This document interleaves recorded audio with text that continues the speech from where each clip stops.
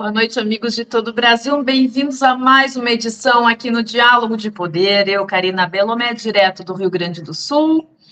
Também a presença daqui a pouco mais da nossa querida Camila Abdo, minha irmã querida, que estará aqui. Está correndo como sempre. Vamos lá, amigos, agradecendo desde já a TVD Parabólica Digital 581 para todo o Brasil. TV aberta no Paraná também, um grande abraço, que está transmitindo essa programação.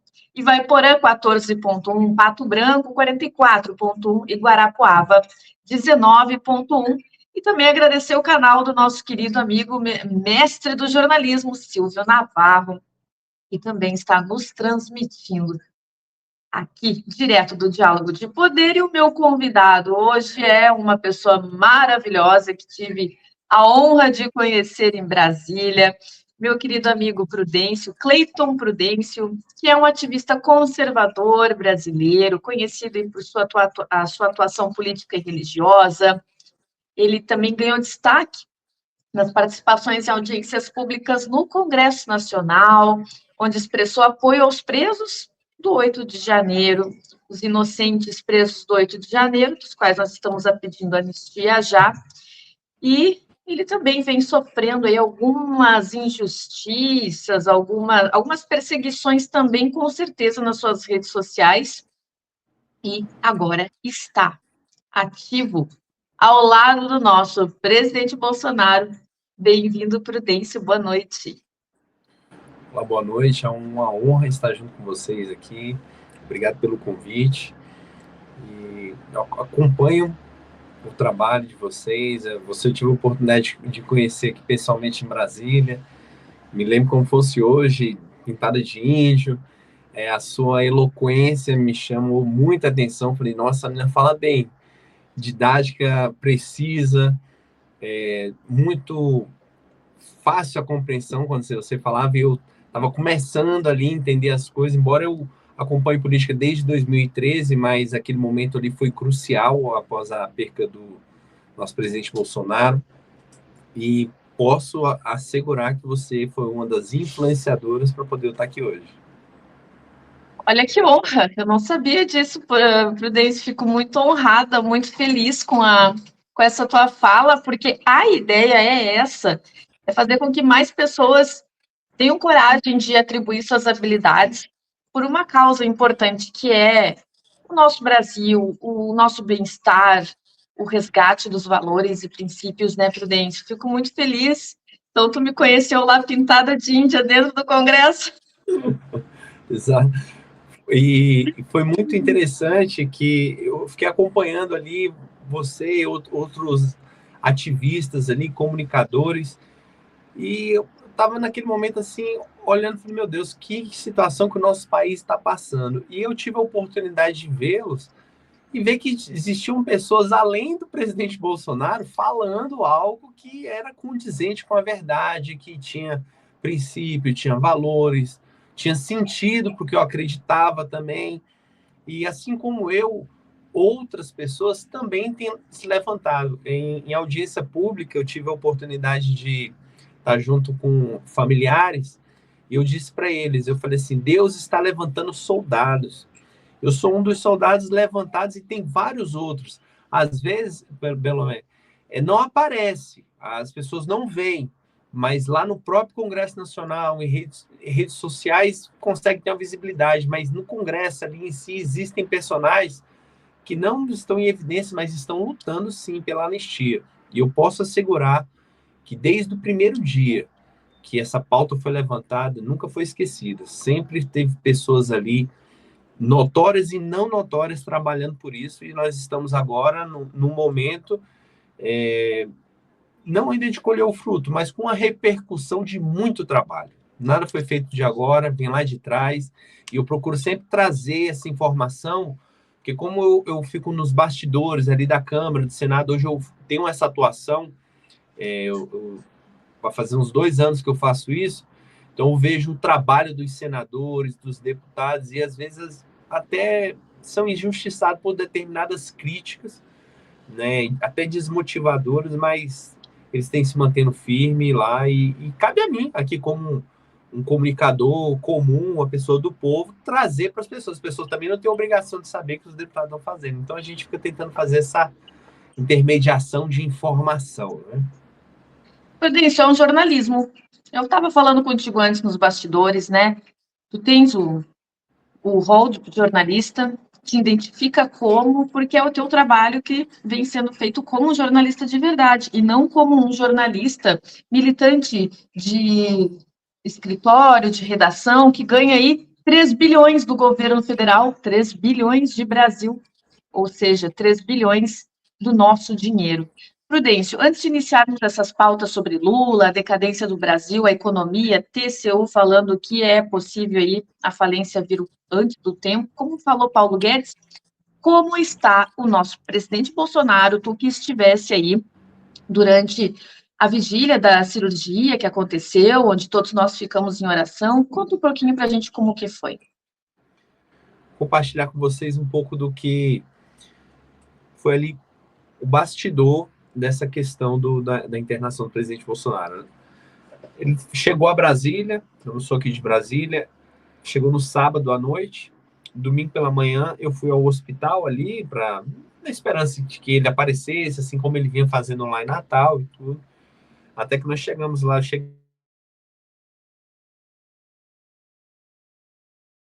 uma grande cirurgia, uma cirurgia de 6 horas. Ali a gente já ficou assustado, porque falou, 6 horas de cirurgia, não tinha, até ontem tinha possibilidade de cirurgia, mas não tinha possibilidade, não era uma certeza.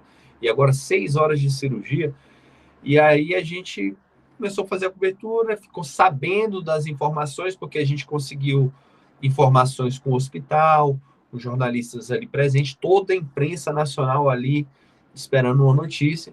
E a gente ficou sabendo que a barriga do presidente toda tinha sido aberta, os órgãos tirados, feito tudo aquilo. E a gente sabe que a 7ª cirurgia, tudo ocasionado pela facada, e nós ficamos muito preocupados com aquilo. Então, imagina o sentimento de apreensão. Foi passando o tempo, o Belomé, e passaram-se as 6 horas, a gente imaginou, terminou. Passou 7 horas, nada, 8 horas, nada, 9 horas, nada, 10 horas. Nós estávamos muito preocupados.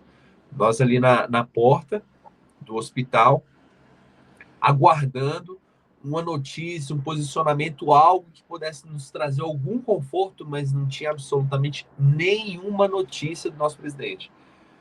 Passaram-se 12 horas e aí fomos informados que o presidente Bolsonaro poderia, que teria terminado, né, a sua cirurgia, e aí foi quando a gente conseguiu descansar. Eu fiz o passo a passo na minha página, eu fiz o passo a passo desde o início, de quando a gente chegou, a aflição que passamos lá, porque nós estamos falando do maior líder de direita do Brasil e um dos maiores da América Latina.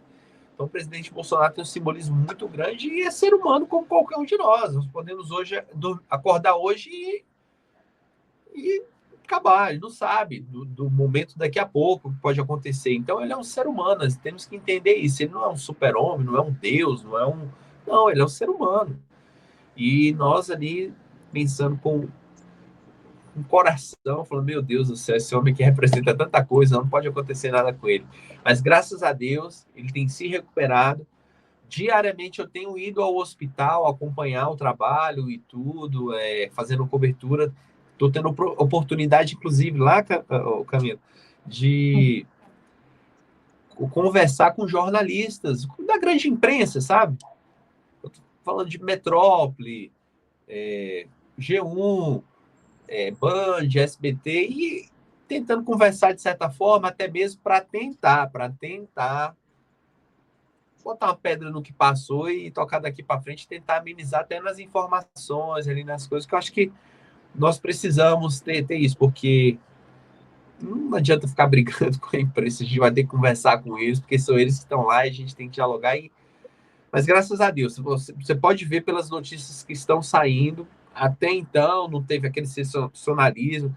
Acho que eles estão entendendo. É um processo, né? É algo que vai vir, mas graças a Deus estamos dialogando, inclusive com a imprensa. Ali com a equipe do presidente Bolsonaro, com a imprensa, com a militância, com todo mundo tentando trazer a informação mais sensata possível, de forma realista para todos os brasileiros. Perfeito, eu estou colocando aqui algumas imagens, até vou colocar o som aqui. Da oração. A cada 3 o maior anos. líder de todos os tempos que o mundo já conheceu. O maior líder de uma nação que chegou para marcar uma história. Foi o Senhor que levantou o presidente Bolsonaro. Foi o Senhor que trouxe Bolsonaro para ser o líder de uma nação amada, uma nação alegre, uma nação que tem todas as suas riquezas. Nós somos brasileiros. Nós amamos o nosso país. Nós queremos que essa nação seja a nação abençoada. Povo de Deus em oração pelo nosso presidente Bolsonaro. Passa de 10 horas de cirurgia. Uma pressão muito grande, porque eram 6 horas de cirurgia. Nós estamos à 10ª hora. Estamos orando, intercedendo pelo presidente. A oração justa, diz a Bíblia, pode muito em seus efeitos. Quando um povo se reúne para clamar a Deus, Deus se levanta do trono. Deus faz acontecer o milagre. E não existe outro milagre se não for pela mão de Deus. É bem emocionante, Prudêncio, porque aqui, ó, mais uma trabalho teu com a Damares. Estou aqui com o meu grupo. Não estou como senadora, mas estou como pastora. Esse grupo aqui ama o presidente. Esse grupo aqui acredita que o nosso presidente vai passar. Por mais essa, vai sair bem. E nós estamos orando que amanhã a gente quer ouvir um grande irru bem alto dele. Amém. Nós acreditamos nisso. A família está se comunicando com a gente e eu creio que vai ficar tudo bem. Quero agradecer ao Brasil pelas orações, em nome de toda a família, agradecer ao Brasil. Damares, não como senadora, mas como pastora, né, Prudêncio? Teu trabalho aqui sendo mostrado no nosso canal. Tu tem um trabalho maravilhoso e que eu tô gostando muito, porque, Prudêncio, tu tá virando uma referência. Olha tu na Jovem Pan, vou deixar rolar só um pouquinho pra gente falar sobre isso. Nós estamos aqui em solidariedade ao nosso presidente Bolsonaro, pelo que ele representa para a direita brasileira. Nós estamos aqui com orações, com prece a Deus, para que ele se recupere prontamente e nós tenhamos nosso presidente junto conosco. A pastora, ex-ministra de Bolsonaro e atual senadora Damares Alves, também foi até a porta do hospital e lamentou o ataque de Adélio Bispo. Eu estou bem encantada porque tu virou referência para mim, para as pesquisas que a gente precisa ter e de credibilidade dentro da rede social e da mídia. E sobre o nosso Bolsonaro, Prudêncio, quanto tempo mais ou menos, se tu tem informação, quanto mais ou menos que ele vai ficar em recuperação, você tem tido acesso a Michele Bolsonaro durante esse processo? Como é que está a visitação no hospital? Uma observação interessante aí, naquele primeiro vídeo que você passou que a gente estava orando, algo que eu fiquei muito feliz de ver, e nesse mesmo dia da filmagem tudo, eu cheguei em casa mais tarde um pouco, a Michele Bolsonaro curtiu o vídeo. Eu fiquei tão feliz porque eu vi que ela viu que nós estávamos lá na frente orando pelo presidente. E ela também recebeu essa positividade que estávamos passando ali em posse, em preces e orações para ele. Né? A Deus por ele. Questão de alta do presidente Bolsonaro, não tem previsão de alta. A família dele é a única que tem. Quem está tendo contato com ele mesmo é a Michele. Você pode ver nas imagens quem aparece é a Michele. Os filhos não tiveram contato ainda com ele, políticos, embora vão lá, né? Que nós estamos ficando ali na frente. É mais ou menos 2 cercadinhos. Tem os cercadinhos dos ativistas, né? Do pessoal que está lá fazendo oração, que é de 3 em 3 horas a gente faz oração, e o cercadinho dos jornalistas. E quando eles chegam lá, os políticos, os familiares vão lá para onde a gente está. O pessoal que é ativista, o pessoal que é Bolsonaro. Às vezes eles nem vão lá no cercadinho dos jornalistas. Você vê que eles estão dando atenção à atenção que temos dado ao presidente lá. E isso é muito bom, para ele se sentir amado, se sentir valorizado, saber que nesse momento mais difícil, né, Belomé, é o momento que a gente vê quem são os amigos, quem são os parceiros, porque quando tá tudo bom, todo mundo tá perto. Mas eu acredito que não só nessa situação que ele está passando agora, mas desde ter perdido a presidência até hoje, já tem passado um bom filtro aí, e quando ele chegar em 2026, muita fé em Deus, nós vamos ter menos pessoas para atrapalhar e mais gente para ajudar. Com certeza, Prudêncio. Então, agora é esperar ele se comportar, né? Eu coloquei no meu ex, o famoso Twitter, né, gente? Que a Michelle dará bons puxões de orelhas no nosso presidente, para Ele é que difícil, ele é difícil. ele pare de comer fritura. Ele adora uma Coca-Cola, né? Um refrizinho. É gostoso mesmo, mas ele é um ariano, Prudêncio. E ariano não gosta de receber ordem, não. E a Michelle também é ariana, então tu imagina. E ela deu uns bons puxões de orelha nele, né? É verdade. E ele não ajuda mesmo, não, viu? Porque, assim, quando eu tava lá, que é importante conversar com muita gente, o pessoal que fica no dia a dia com ele bem próximo, o staff e tudo, o pessoal tudo falava a mesma coisa que você tá falando. O pessoal falava assim, poxa, mas nosso presidente também não se ajuda, come tudo e tal. Ele come o pastelzão lá na Viçosa, na rodoviária, ele come a pizza, toma a Coca-Cola. Ele só fica só a respeito do que o médico fala a primeira semana. Depois ele é do povo, né? Ele é dos nossos. Eu costumo falar, dá sempre esse comparativo. Como eu fico ali no Congresso fazendo a cobertura, uma coisa que eu acho bem interessante. Eu gosto sempre de falar isso, sempre de falar isso. Quando você lidar com a autoridade, você sabe bem disso, você lidar com a autoridade, a gente viu algumas vezes lá no Congresso também, você lidar com a autoridade, você olha para a autoridade, você vê a autoridade. Você fala assim, a pessoa tem uma compostura, tá vestido de autoridade, tá, até o jeito da pessoa é a peça que muda e tal. O presidente Bolsonaro, você chega perto dele, você se sente igual a ele. Ele tem esse poder diferente, ele não tem aquela envergadura de você dizer, nossa, é o presidente. Não, você olha assim, você fala, caramba, esse cara é muito simples, esse cara é igual a gente. Acho que é isso que encanta. Essa simplicidade dele que faz toda a diferença. Com certeza, é o tiozão do Zap, a gente chama. Eu quero compartilhar aqui uma tela bem legal do nosso presidente, pós-cirurgia, foi publicado aqui pelo nosso querido Osmar Terra. Como está o andamento? Olha a força do homem, isso foi logo o primeiro dia, né, Prudêncio?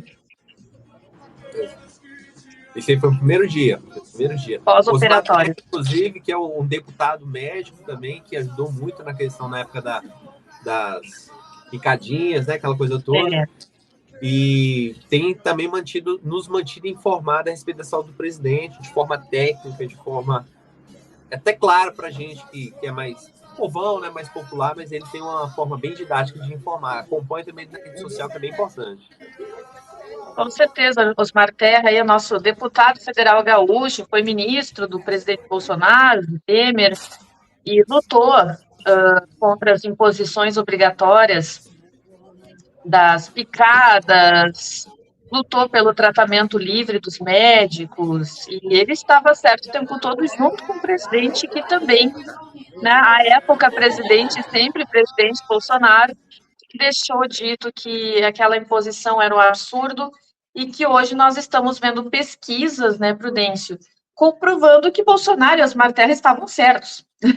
E a imprensa... de todo jeito, mas se mantiveram e hoje tá aí, vendo que eles tinham razão, né? Eles tinham razão. Então, são pessoas assim que a gente precisa valorizar ainda mais, né? Pessoas de posição, que seguem seus princípios, sabe que é aquilo ali. E igual ele, eu costumo dizer também, Belomé, que às vezes as pessoas dizem assim, político tudo é bandido, político tudo não presta, é tudo a mesma coisa. Não é. Existem pessoas sérias. Existem pessoas sérias no Senado, existem pessoas sérias na Câmara, só que às vezes não tem o espaço devido que eles merecem, né? Nós podemos citar aqui vários nomes de pessoas sérias, deputada Bia Kiss, senador Girão, Marcel Manhattan, assim, existem muita gente, né? Muita gente. Nós não estamos sozinhos. Exatamente, não estamos sozinhos. Prudência, eu quero compartilhar contigo agora, falando sobre profissão, jornalismo. Antes tu tinha me dito que tu não te considera um jornalista e eu quero trazer isso para o público. Acompanhe Prudêncio na rede social para vocês enxergarem. Ele é um jornalista de verdade, sim. Agora, isso aqui, Prudêncio, não pode ser jornalismo de verdade, por mais que tenha um diploma na mão. Olha o absurdo, publicado também pelo deputado Osmar Terra, daqui da G1, o Globo.com, essa turma toda que se forma em faculdade pública. Aí tem aqui, ó, quando o jornalista militante esquece de apagar as anotações ditadas pelo editor. Olha o que está escrito ali. Incluir subtítulo favorável ao presidente Lula, no caso, e que não é meu presidente. Remover frases do presidente que possam prejudicar a sua imagem, acrescentar viés pró-Lula e contra Moro. Está ali onde está a flecha. Eles apagaram isso aqui, Prudêncio, tá? E o assunto aqui foi abordado em 2024 acerca dos alimentos, porque ele fala, olha só, a frase no título, Lula diz que se pudesse faria um decreto proibindo mentira no Brasil, ele teria que se prender, ele teria que se amordaçar. Prudêncio, tu que... de lá pra cadeia, né? Não, eu não aceito que tu não se pra cadeia. Eu não aceito que tu não se intitule um jornalista, porque sim, tu está trazendo informações para nós outros aqui, comunicadores, sendo a nossa fonte. O que tu acha desse papel de hoje em dia do jornalismo profissional que recebe 3 bilhões do contribuinte? Eu cheguei a compartilhar com você a respeito disso, que eu faço esse trabalho de rede social, comecei algo muito espontâneo, como eu falei, ali acompanhando o seu trabalho, entre outros, fui me inspirando e comecei a fazer um trabalho na Câmara do Senado, junto ao presidente Bolsonaro, e nessa minha ação, pessoas próximas a mim falaram, Prudêncio, você poderia tirar seu registro de jornalista. Eu falei, poxa, será? Tá? Será que eu consigo? Tá? Aí falou, tira, porque o presidente Bolsonaro, quando voltar, a gente vai precisar de pessoas com registro e tudo. Eu falei, mas será que eu tenho condições para isso? Aí, não é que deu certo? Eu consegui fazer o meu registro. Mas eu ainda assim resisto um pouco de falar que sou jornalista, porque eu confesso que eu sei que eu preciso muito aprender. Eu preciso estar com muita informação e tudo. E eu tô vendo também o outro lado, Belomé, que eu pude ouvir deles e tudo, que eles se dizem imparciais, mas tá aí a imparcialidade. Não existe imparcialidade. Você precisa ter um lado de consciência. E quando a pessoa sabe que você tem um lado, é mais honesto. É melhor você pegar um jornalista que escolhe um lado, seja esquerda ou seja direita, você tem noção da informação que ele está passando, o viés, do que você fingir uma imparcialidade, que é o que nós vimos na grande mídia, né? Globo, SBT, Record, tudo. Até mesmo porque essa questão da imparcialidade é constitucional, né? Constitucional, diferente nos Estados Unidos. Nos Estados Unidos tem a Fox News, que é de direita, todo mundo assiste, sabe, qual fosse o Oeste aqui. Mas eles ficam pagando de imparciais sem ser. Então eu procuro estar aprendendo e aonde eu estou, mesmo com eles, eu procuro ser muito honesto, sabe? Eu falo assim, ó, eles falam, você é jornalista? Eu falo, eu tenho registro, tirei tudo, mas eu tenho um lado, eu sou de direita, conservador, mas eu sou uma pessoa que dialoga. Isso é uma coisa também diferente. Eu não sei se eu tive a oportunidade de conversar com você a respeito disso. Eu, diferente de muitas pessoas, eu dialogo, inclusive, com a esquerda. Sendo de direita, eu dialogo. Sabe por quê? Porque diz que o inteligente aprende com o erro dos outros. O sábio aprende com seus erros. Então, você vendo os outros fazer, você já fica ressabiado, já fica prestando atenção. Eu chego ali no Congresso Nacional, eu vejo o Sóstenes Cavalcante, que é o que está encabeçando a anistia. Eu chego lá e está conversando com o Lindbergh. Eu chego lá e está conversando com a Jandira Fegali. Aí você fala, poxa, mas como assim? É política. É relacionamento. É conversa. Não é a pessoa que você vai chamar para ir para sua casa para jantar com a sua família, ou que você vai ficar de conviscote. Não, mas é necessário o diálogo. Então, eu tenho aprendido isso, sabe, Belomé? Tanto no jornalismo, de conversar, seja com a esquerda, seja com a direita, mas mantendo o meu posicionamento de direita, conservador, e ali no bastidor político, ali também dialogar com todo mundo. Já fui, inclusive, chamado de infiltrado, fiquei sabendo disso esses dias agora. Mas as nossas ações falam por si só, né?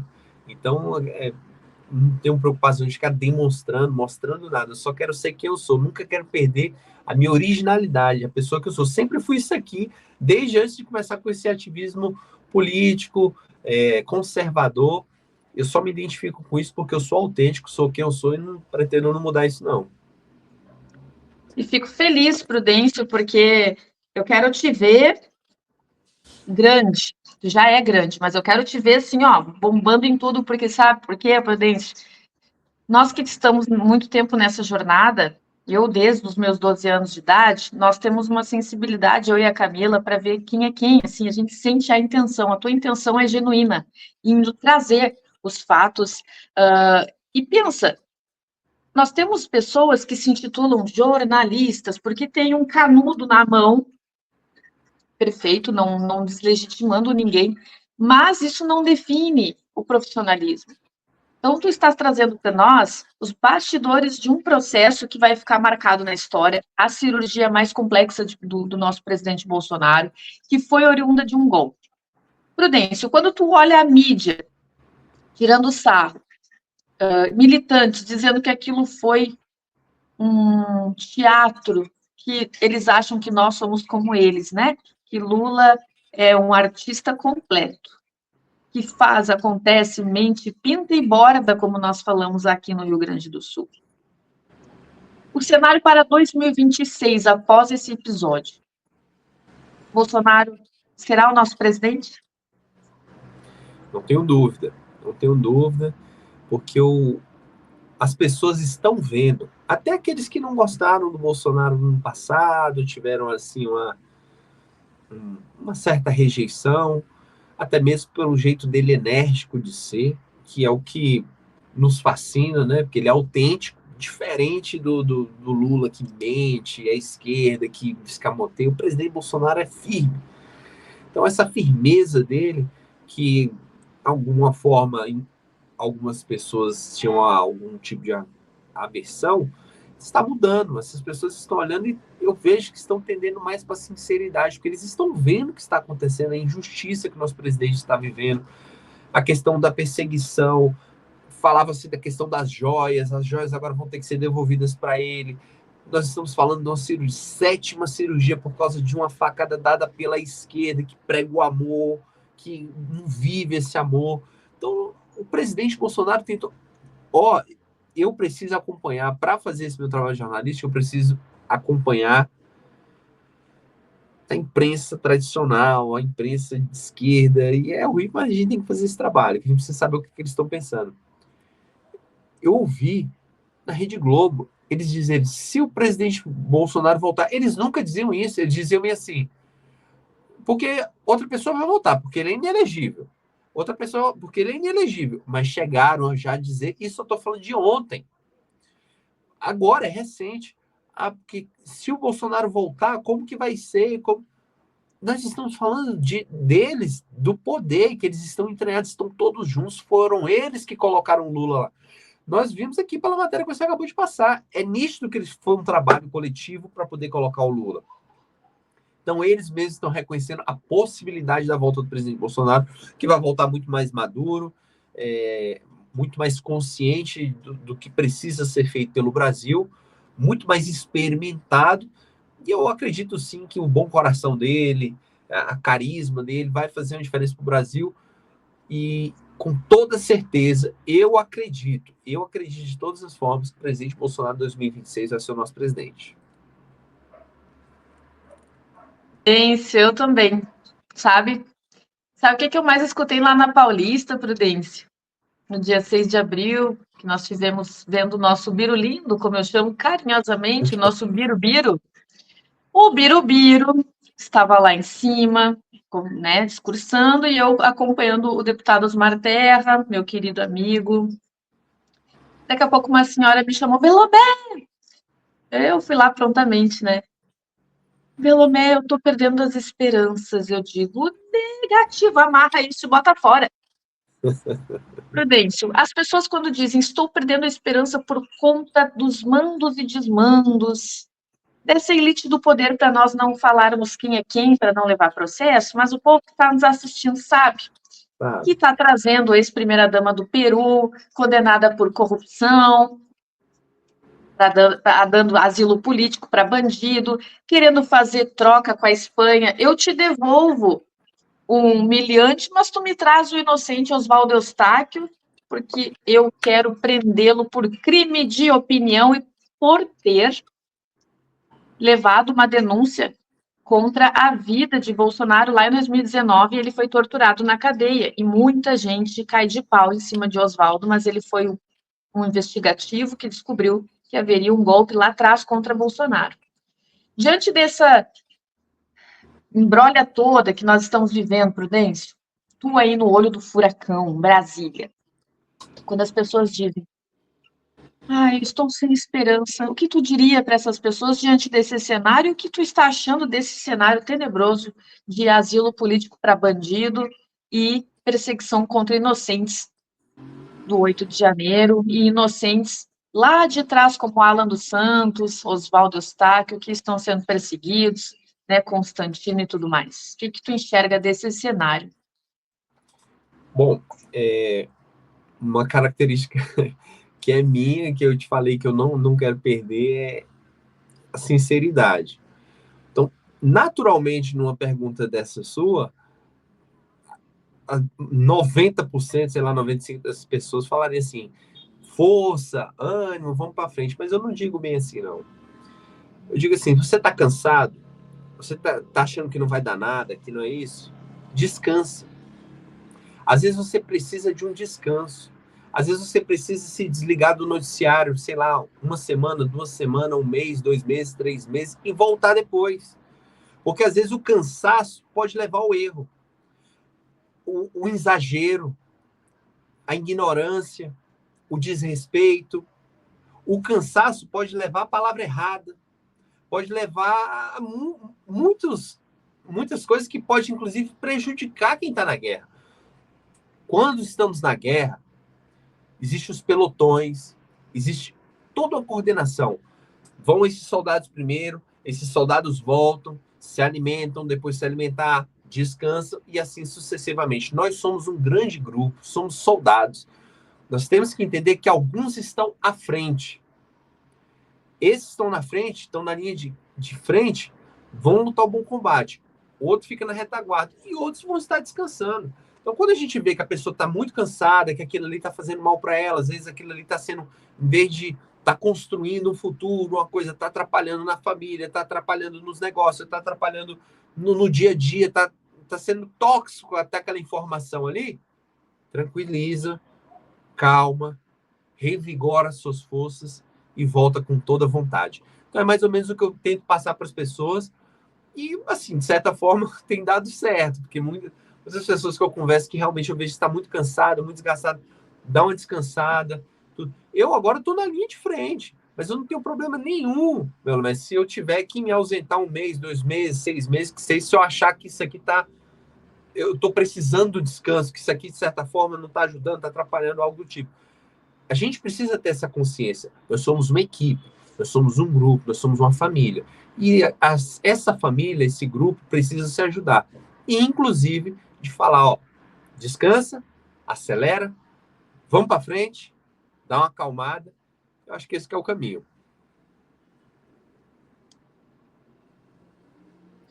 Com certeza, Prudêncio, com certeza. Tem essa parte da gente poder descansar um pouco, que é mais difícil da gente assimilar, porque a gente acha que tem que ficar no aceleramento, mas respirar para voltar com tudo, né? Para a gente poder dar conta do processo. E olha só, Prudêncio, antes da gente ir para a próxima rodada, nós temos mais alguns minutinhos, mais 10 minutos.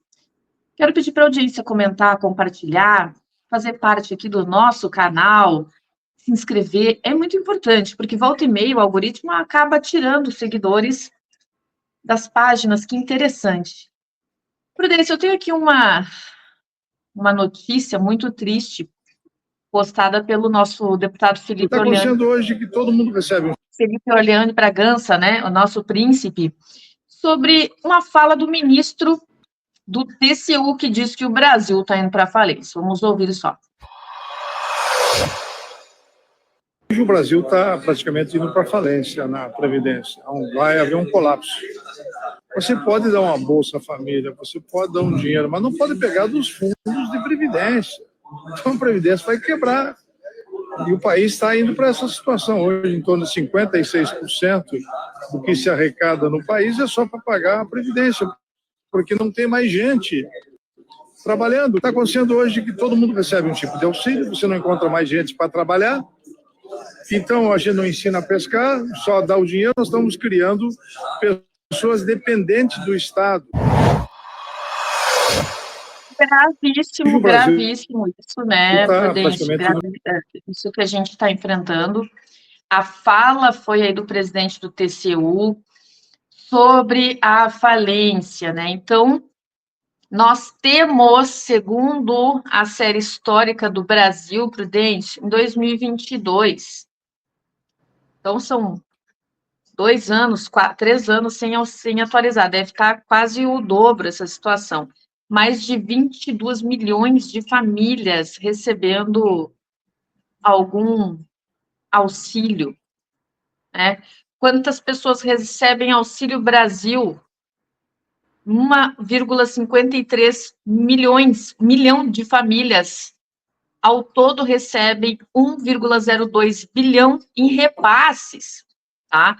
Aí, volta e meia, nós estamos assistindo na rede social, as pessoas entrevistando essas famílias. Olha, vocês recebem auxílio? Vocês trabalham? Não, a gente ganha aí R$600, aí é só fazer filho que dá certo.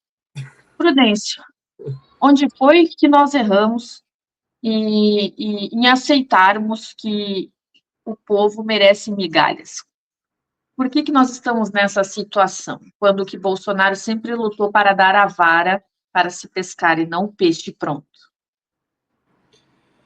Eu acredito que um dos motivos que nos leva a essa situação, que eu defendo uma mudança, mas eu sei que não é fácil, é a questão presidencial. Um presidente precisa ser eleito e governar 6 anos, um mandato só. Não precisa de reeleição. 5 anos eu acho pouco, acho que 6 anos é mais interessante. Por quê? Porque quando o presidente entra nos primeiros 2 anos, ele faz alguma coisa. Os outros 2 anos, ele vai pensar só em reeleição. Às vezes não é nem por maldade, é por questão de continuar mesmo o seu mandato, o seu legado que ele acredita. Seja Lula, seja Bolsonaro, na cabeça dele, ele continuar o melhor para ele e para o povo, né? Então, um exemplo que nós tivemos nessa questão desse valor hoje aí, na época do Lula, ele pagava R$90, R$80, o presidente Bolsonaro trouxe auxílio emergencial. Acompanhei de perto essa situação. Na época, a pandemia, foi muito difícil. Então, passou para R$600. Eu me lembro como fosse hoje. O presidente Bolsonaro falava assim, isso daí é só para ajudar. Isso é para ajudar. Para dar uma vara para pescar, para a pessoa... Não é para o resto da vida. Isso daí é só um momento. Eram-se 3 meses. Quando terminou, a própria oposição na época, que era de esquerda, falou, não, tem que passar a ter isso, tem que passar a ter isso. Como que é que o presidente Bolsonaro ia dizer não se estava na véspera de uma eleição? É só a gente se colocar no lugar dele. Ninguém, em sã consciência, faria algo contrário a isso. Então ele falou, não, vamos continuar fazendo isso também. Continuou. E nós estamos colhendo o fruto do período desde antes que o Lula fez. Não é de agora da pandemia, é de antes que o Lula fez e se agravou agora. Eu estou no meio empresarial, converso com muitas pessoas, não tem pessoas para trabalhar. As pessoas estão recebendo R$600, faz mais filho, ganham mais dinheiro e fica por isso mesmo. Se tem 2 pessoas na casa, são R$1.200. Então eles conseguem viver tranquilo, pacatamente, não se preocupam com a questão de fichar carteira. Não quer fichar carteira, porque fichar carteira para eles é um problema, perder o benefício, diferente do presidente Bolsonaro. O presidente Bolsonaro, a pessoa ganhava o auxílio e ainda ficava 6 meses recebendo mesmo de um emprego, que já juntava as rendas e ajudava a pessoa a montar um negócio, uma manicure, pedicure, um cabeleireiro, ou um comércio que seja, a pessoa ajudava essas rendas para poder... Porque o presidente Bolsonaro sempre pensou nisso, mas eu acredito que o excesso de eleições, esse populismo, essa questão de sempre estar... Nós temos no Brasil, nós temos eleição a cada 2 anos. A cada 2 anos, isso daí, para o país, é horrível, porque aqui, quem senta na cadeira, Belomé, eu observo, só pensa naquilo. O que é aquilo? É voltar, é voltar. Seja esquerda ou seja direita, ninguém está falando aqui de ideologia. Não, nós estamos falando de política, nós estamos falando da realidade, é isso. Eles querem se manter e o povo é o que dá o voto, então eles vão fazer o que agrada, então nem sempre faz. O Felipe, o nosso príncipe, o Felipe, Luiz Felipe, que você acabou de mostrar o vídeo aí, é um dos poucos parlamentares que tem uma noção assim estratégica para o país. Ele é um parlamentar fantástico, fantástico, tem uma nova Constituição. Tive a oportunidade de conversar com ele há pouco tempo, perguntei se tinha juízes, procuradores, advogados, pessoas de influência na sociedade que tinha essa visão para a nova Constituição, para uma nova mudança para o país, que eu acho que isso é muito importante. Ele disse que até tinha, mas não queriam se expor. Ele falou que o problema, Prudêncio, é que para poder a gente implantar uma nova Constituição, geralmente precisa de um rompimento institucional, e ninguém espera isso. Então, é muito diálogo, muita conversa, e a forma do Brasil, a forma que o Brasil está sendo conduzido, infelizmente eu não consigo vislumbrar no futuro algo melhor. Acho que nós precisamos de uma mudança assim, drástica, política, econômica, administrativa. Precisa de novo, por isso que eu defendo novos nomes, novas pessoas lá com essa vontade dessa mudança, sem pensar tanto naquilo, mas pensar no futuro do país, se doar, porque o brasileiro não tem... Uma hora vai acabar essa mamata, uma hora vai acabar. E aí como é que vai fazer? Verdade, Prudêncio. Como será feito, né? Então, nós estamos aí num rumo drástico com o desgoverno atual. Prudêncio, nós chegamos ao final da nossa edição. Eu quero te ter mais vezes aqui junto com a Camila, que a Camila está ocupada, ela iria entrar conosco, avisando a nossa audiência que ela está numa função com o nosso Matheus, o seu bebê de 3 aninhos, né, o nosso soldado anticomuno globalista, Matheus querido, nosso menino autista, maravilhoso. Volta e meia ele aparece aqui na rede, super famoso. Prudêncio, antes de terminar a rodada, eu quero fazer contigo um jogo de 5 palavrinhas e acerca delas, tu relata em uma frase o teu sentimento sobre. A palavrinha primeira é futuro. Eu acredito, sim, que o Brasil tem futuro e isso depende das próximas autoridades, das próximas pessoas, o qual o povo há de colocar no poder. E existem, sim, pessoas de bom coração, pessoas que estão dispostas a mudar esse país. Eu acredito, sim, no futuro do país. Brasil. Pátria amada Brasil. Obrigado, presidente Bolsonaro, por ressignificar o Brasil para mim e para muitos outros brasileiros. Hoje eu posso dizer que eu tenho um amor à minha pátria muito maior do que eu tinha antes do presidente Bolsonaro. Obrigado, Bolsonaro. É Brasil. Digo mesmo, Prudêncio. Coragem. Vai de novo falar do presidente Bolsonaro, né? Um exemplo de coragem, de força, alguém que não aderiu ao sistema, alguém que está, inclusive, aprendendo a lidar com todo esse sistema. Às vezes, as pessoas não compreendem bem a estratégia. Nós vamos dar exemplo ali na eleição da Câmara, do Senado, mas ele está aprendendo ali, com coragem, sem abrir mão das suas convicções, dos seus princípios, mas encarando de forma inteligente e construtiva o futuro. O presidente Bolsonaro, a minha mãe também é um exemplo de coragem, minha mãe que cuidou de mim e do meu irmão sem o meu pai morreu, eu era muito cedo. São pessoas referências para mim. Política. Política é uma arte. Política hoje eu acredito, e por ter aprendido mais, a política é uma forma de fazer as coisas darem certo. Como também, se ela for mal utilizada, dá muito errado. Né? Então, a política, ela influencia no nosso dia a dia, na nossa igreja, nos nossos costumes. Então, a política ela precisa ser olhada de uma forma diferente de que 2 em 2 anos ou 4 em 4 anos. A política precisa estar no nosso dia a dia. E, pelo que eu estou vendo, o brasileiro está aprendendo e a política está parecendo quase que um reality show. Que assim continue, que desse jeito aí, nós temos mais futuro do que olhando só a seleção como era no passado. Agora é acompanhando a política e olhando o passo de cada deputado, senador, cada parlamentar que você votou, acompanhar todos os dias, nós vamos mudar esse Brasil. Para finalizar, a palavra Bolsonaro. Bolsonaro, como realcei em outra frase, coragem, força, perseverante, autêntico, não foge de nenhuma pergunta, nenhum questionamento, nada.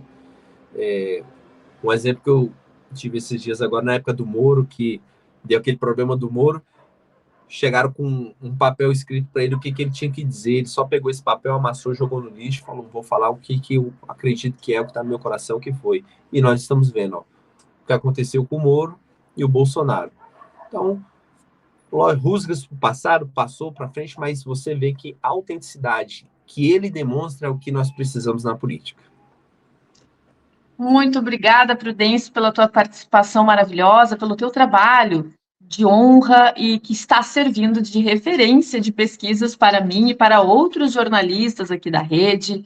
Obrigada pelo teu empenho aí e também pela tua honestidade com a nossa profissão. Sim, tu és um jornalista e eu estou colocando aqui, deixei rolando na tela, o @ do Prudêncio22.oficial. Prudêncio, muito obrigada por tudo, viu?